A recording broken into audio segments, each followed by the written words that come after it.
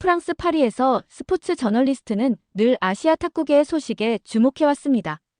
특히 일본과 중국의 압도적인 실력에 비해 한국은 그저 참가에 의의를 두는 수준이라고 여겨왔죠. 그런 그녀에게 카타르 도하 세계 탁구 선수권 취재 기회가 주어졌습니다. 현지에서 일본 베테랑 기자와 만나며 한국에 대한 편견은 더욱 굳어졌는데요. 하지만 한국과 일본의 직접 대결에서 벌어진 상황은 그녀의 모든 예상을 뒤엎는 충격적인 결과였습니다. 과연 그 경기장에서 무슨 일이 벌어졌기에 베테랑 기자마저 완전히 당황하게 되었을까요? 안녕하세요. 저는 파리에서 스포츠 저널리스트로 일하고 있는 클레어입니다. 벌써 10년째 이 일을 하고 있는데 특히 탁구에 대한 관심이 남다릅니다. 어릴 때부터 탁구를 좋아했던 저는 자연스럽게 이 분야의 전문 기자가 되었죠. 사실 처음에는 축구나 테니스 같은 인기 스포츠를 담당하고 싶었는데 우연한 기회에 탁구 취재를 맡게 되면서 이 종목의 매력에 푹 빠지게 됐습니다. 파리의 작은 사무실에서 매일 아침 커피 한 잔과 함께 세계 각국의 스포츠 뉴스를 확인하는 것이 저의 일상입니다. 특히 아시아 지역의 탁구 소식에는 항상 주목하고 있어요. 일본과 중국의 경기력은 정말 대단하거든요. 기술적인 완성도부터 시작해서 전략적 사고, 그리고 국제대회에서의 경험까지 모든 면에서 세계 최고 수준이라고 할 수 있죠. 반면 한국은 솔직히 말하면 그렇게 주목받지 못하는 편이었습니다. 가끔 좋은 성과를 내기도 하지만 일본이나 중국 같은 강국들과 비교하면 아직 한 단계 아래라는 것이 일반적인 평가였어요. 그런데 이번에 카타르 도하에서 열리는 세계 탁구 선수권 대회 취재 기회가 생겼어요. 프랑스 스포츠 매거진에서 특파원으로 파견을 보내주신 거죠. 정말 기대가 컸습니다. 세계 최고 수준의 선수들이 한자리에 모이는 대회니까요. 이런 큰 국제대회를 직접 취재할 수 있다는 것 자체가 저에게는 꿈 같은 일이었어요. 출발 전 한 달 동안 저는 밤낮으로 자료를 정리하며 각국 선수들의 실력을 분석해봤습니다. 과거 성적, 현재 랭킹, 최근 컨디션까지 정말 꼼꼼하게 조사했죠. 역시 일본 팀이 가장 유력한 우승 후보였습니다. 특히 여자 복식 부문에서는 일본의 독주가 예상됐어요. 완벽한 팀워크와 탄탄한 기본기, 그리고 풍부한 국제대회 경험까지 갖추고 있었거든요. 대회 첫날, 저는 새벽 5시에 일어나 서둘러 경기장으로 향했습니다. 각국 선수들의 연습 모습을 미리 지켜보고 싶었거든요. 도하의 아침 공기는 생각보다 선선했지만 곧 뜨거워질 거라는 걸 알 수 있었어요. 경기장에 도착하니 이미 여러 나라 선수들이 열심히 연습하고 있었습니다. 역시 일본 선수들의 실력은 정말 대단했어요. 정확하고 강력한 스매시, 완벽한 수비, 그리고 흔들림 없는 멘탈까지. 보는 것만으로도 감탄이 나왔죠. 특히 그들의 훈련 방식이 인상적이었어요. 체계적이고 과학적인 접근 방식으로 모든 동작을 완벽하게 연마하고 있었습니다. 코치진과의 소통도 매우 효율적이었고 선수들 간의 호흡도 환상적이었어요. 그런데 한국 선수들도 한쪽에서 열심히 연습하고 있더라고요. 특히 신유빈이라는 선수가 눈에 띄었습니다. 아직 어려 보이는데도 정말 진지하게 연습에 임하고 있었어요. 땀을 흘리며 계속해서 같은 동작을 반복하는 모습이 인상적이었죠. 하지만 솔직히 말하면 일본 선수들과 비교해 봤을 때는 아직 부족해 보였습니다. 기술적인 완성도나 경험 면에서 차이가 느껴졌거든요. 저는 첫 기사를 작성하기 시작했습니다. 제목은 일본 세계 탁구 선수권 여자 복식 우승 유력이었어요. 기사에서 저는 일본 팀의 압도적인 실력을 상세히 분석했습니다. 완벽한 팀워크와 개인 기량, 그리고 국제대회 경험까지 모든 면에서 일본이 앞서 있다고 평가했죠. 특히 그들의 전략적 사고와 경기 운영 능력에 대해서는 최고의 찬사를 보냈습니다. 한국팀에 대해서는 간단히 언급만 했습니다. 한국도 열심히 준비하며 참가하지만 일본의 높은 벽을 넘기는 어려울 것으로 예상된다라고 썼어요. 지금 생각해보면 정말 성급하고 편견이 가득한 판단이었습니다. 이틀째 되던 날, 저는 호텔 로비에서 우연히 일본 기자단 중 한 명인 사토라는 기자와 알게 됐습니다. 중년의 신사로 탁구 취재 경력이 20년이 넘는 베테랑이었어요. 첫인상부터 매우 지적이고 신뢰감이 가는 분이었습니다. 사토는 유창한 영어로 저와 대화를 나누며 이번 대회에 대한 깊이 있는 견해를 들려줬어요. 클레어 씨, 이번 대회는 정말 예측 가능한 결과가 나올 것 같습니다. 특히 여자 복식 부문에서는 말이죠. 사토의 목소리에는 확신에 찬 자신감이 넘쳤어요. 저는 고개를 끄덕이며 그의 말에 전적으로 동조했죠. 그의 오랜 경험과 전문성을 존중했거든요. 정말 그런 것 같습니다. 일본 팀의 실력은 정말 압도적이더라고요. 다른 나라들과는 차원이 다른 것 같아요. 맞습니다. 우리 선수들은 어릴 때부터 체계적인 훈련을 받아왔고 국제대회 경험도 풍부하죠. 특히 우리 여자 복식팀은 세계 최강이라고 해도 과언이 아닙니다. 한국 같은 팀들이야 나름대로 열심히 하겠지만 현실적으로 우리의 상대가 되지 않아요. 사토의 말에는 어딘가 한국을 깔보는 뉘앙스가 있었습니다. 하지만 그때 저는 그것을 문제라고 생각하지 않았어요. 오히려 사토의 분석이 매우 합리적이고 객관적이라고 여겼죠. 그의 경험과 전문성을 의심할 여지가 없다고 생각했거든요. 한국 선수들도 정말 열심히 연습하는 것 같던데 실력 차이가 그렇게 큰가요? 저의 순수한 질문에 사토는 여유로운 미소를 지으며 대답했습니다. 물론 노력하는 것은 충분히 인정합니다. 하지만 탁구는 단순히 노력만으로 되는 종목이 아니거든요. 기술적 완성도, 전략적 사고, 국제대회 경험. 모든 면에서 상당한 차이가 납니다. 사토와의 깊이 있는 대화 이후 저는 한국팀을 바라보는 시각이 완전히 바뀌었습니다. 마치 색안경을 끼고 보는 것처럼 부족한 점들만 눈에 들어왔어요. 연습하는 모습을 봐도 기술적인 완성도, 경기 운영 능력, 심지어 체격 조건까지 모든 것이 일본에 비해 떨어져 보였습니다. 객관적인 판단이라고 생각했지만 지금 돌이켜보면 완전히 편견에 사로잡혀 있었던 거죠. 다음 날 저는 두 번째 기사를 작성했습니다. 한국, 선전 기대되지만 현실적 한계 분명이라는 제목이었어요. 기사에서 저는 한국 선수들의 노력과 열정은 충분히 인정하지만 현실적으로 상위권 진출은 어려울 것이라고 분석했습니다. 특히 일본과 같은 강국들과의 실력 차이를 구체적인 데이터와 함께 설명했죠. 신유빈 선수에 대해서도 젊은 나이에 이런 큰 국제대회에 참가한 것만으로도 충분히 의미가 있으며 미래를 위한 좋은 경험이 될 것이라는 식으로 썼어요. 마치 참가 자체가 목표인 것처럼 표현했던 거죠. 지금 생각해보면 정말 무례하고 오만한 평가였습니다. 한 선수의 가능성을 미리 단정짓고 제안하는 것이었으니까요. 동료 기자들과 함께 한국팀의 첫 경기를 관람했을 때도 마찬가지였어요. 한국 선수들이 좋은 플레이를 보여줘도 운이 좋았네.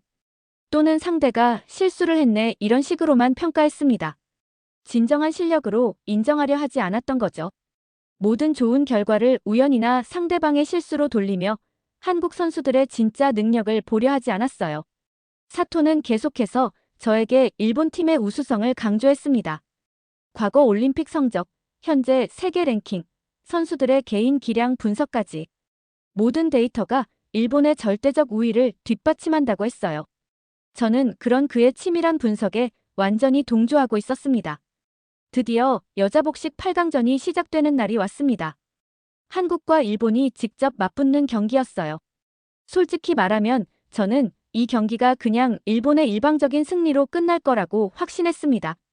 다만 한국이 얼마나 선전할 수 있을지, 몇 세트나 가져갈 수 있을지만 궁금했죠. 경기 결과 자체에 대해서는 전혀 의심하지 않았어요. 경기장에 일찍 도착했을 때 분위기가 예상보다 훨씬 뜨거웠어요. 한국 응원단들이 태극기를 흔들며 열정적으로 응원하고 있었고 일본 측에서도 상당한 수의 관중들이 몰려 있었습니다. 양국 팬들의 열기가 경기장 전체를 뜨겁게 달구고 있었죠. 저는 사토와 함께 언론석 가장 좋은 자리에 앉아 경기를 지켜볼 준비를 했어요. 클레어 씨, 오늘 경기 어떻게 보세요? 몇 세트 정도에서 끝날 것 같나요? 사토가 여유롭고 자신만만한 표정으로 물어봤습니다. 마치 이미 결과를 알고 있는 사람처럼 말이죠. 글쎄요, 한국이 나름대로 선전은 하겠지만 결국 일본이 승리할 것 같습니다. 아마 세트 스코어로는 3대1이나 3대0 정도가 되지 않을까요? 저의 예측에 사토는 매우 만족스럽게 고개를 끄덕였어요. 우리는 마치 이미 정해진 각본을 보는 것처럼 편안한 마음으로 경기 시작을 기다렸습니다. 드디어 경기가 시작됐습니다. 첫 세트는 정말 예상대로 흘러갔어요. 일본이 안정적인 경기 운영으로 무난하게 가져갔죠. 역시 실력 차이가 확실히 드러났습니다. 저는 즉시 노트북을 열어 실시간으로 경기 상황을 정리하기 시작했어요. 일본, 예상대로 첫 세트 안정적 승리, 한국의 저항 미미라고 적었습니다.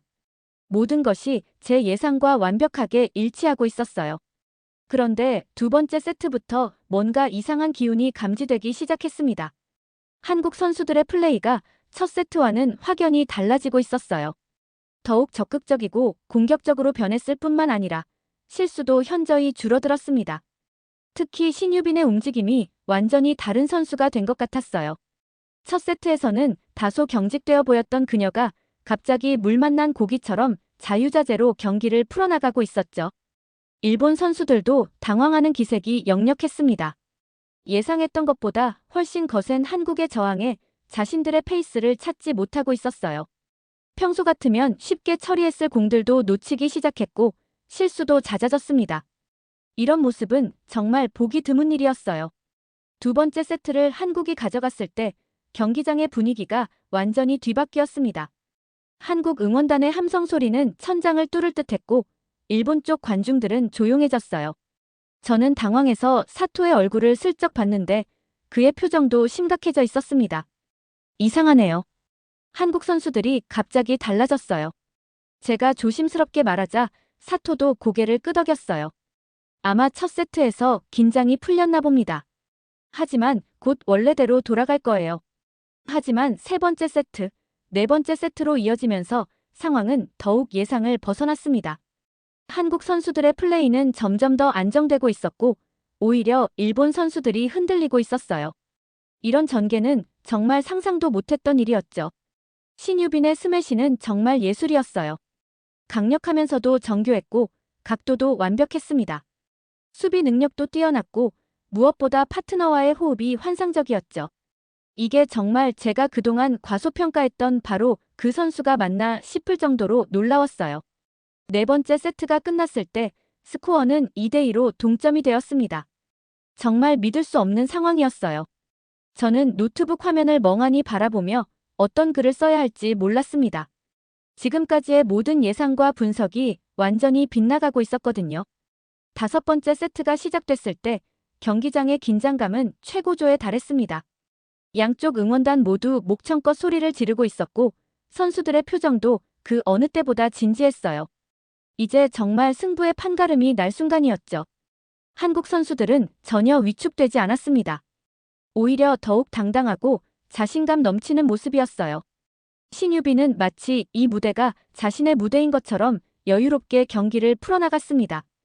반면 일본 선수들은 점점 부담감에 눌리는 것 같았어요. 결정적인 순간이 왔습니다.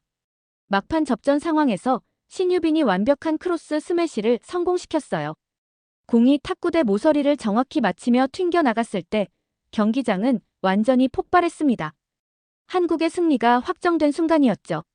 저는 그 순간 정말 소름이 돋았습니다. 이것이 바로 스포츠의 진짜 매력이구나 싶었어요. 예상을 뛰어넘는 반전, 끝까지 알 수 없는 승부의 묘미. 모든 것이 감동적이었습니다.